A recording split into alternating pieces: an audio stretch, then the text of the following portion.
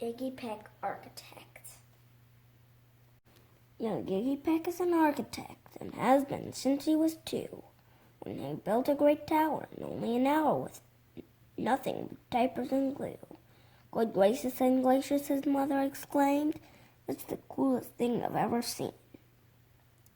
But her smile faded fast as the light wind blew past. She realized those diapers weren't clean. Gracious, my son, what on earth have you done? That's disgusting and nasty. It stinks.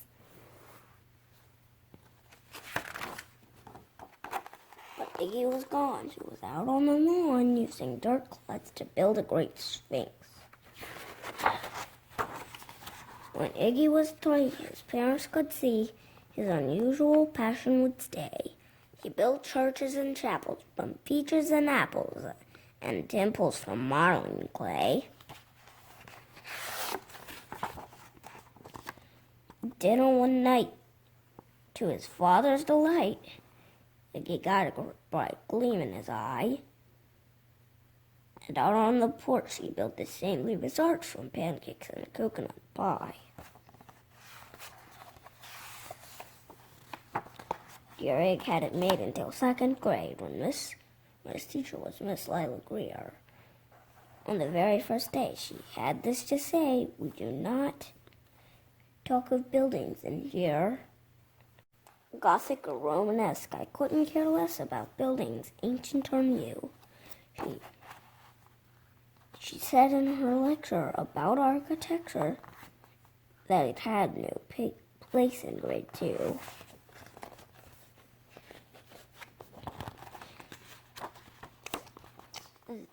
That might seem severe, but she was sincere, for when she was no more than 7, she'd had a great fright at a dizzying height in a building so tall it screamed heaven on an architect's tour of the 95th floor. Young Lila got lost from the group. She was found 2 days later in a stuck elevator, eating cheese with a French circus troupe. After that day, it was quite safe to say she thought all building lovers were nuts.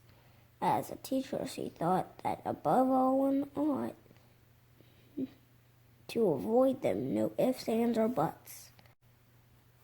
As you might guess, it would cause Iggy stress to hear such terrible talk. But he didn't hear. He sat in the real world while building a castle of chalk. You Iggy Peck, your desk is a wreck. Tear down that castle right now. Well, you will not build in here. Is that perfectly clear? Do you need to see Principal Howe? No, ma'am, Iggy said. He lowered his head. His heart sank down to the floor. With no chance to build, his interest was killed. Now 2nd grade was a bore. After 12 long days that passed in a haze of reading, writing, and arithmetic, Miss Greer took the class to Blue River Pass for a hike and an old-fashioned picnic. They crossed an old trestle to a small island nestled in the heart of a burbling stream.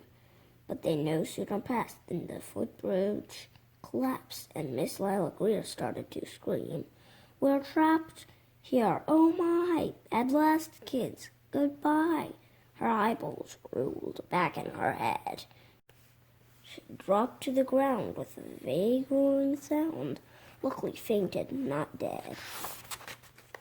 The class was amazed. They stood there quite dazed, uncertain of what they should do. But one bright young man was off hatching a plan, which started with Miss Lila's shoe. So each lad and lass, their Blue River Pass was working together as one. And when she came to, Miss Lila Greer knew that something quite brave had been done.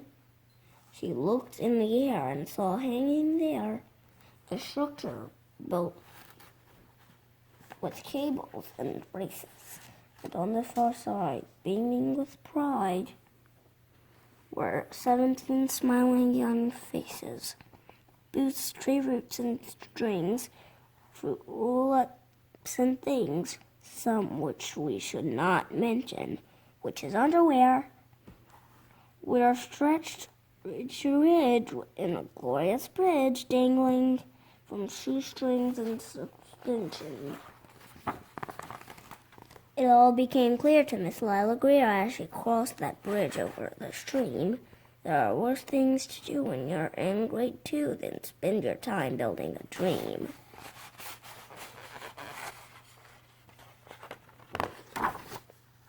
Now every week at Blue River Creek Elementary in 2nd grade, all the school kids can hear along with Miss Greer how the world's greatest buildings were made. The weekly guest speaker in t-shirt and sneakers talks of buildings from Rome to Quebec. Of course, he's the guy who built towers by that brilliant young man, Iggy Peck.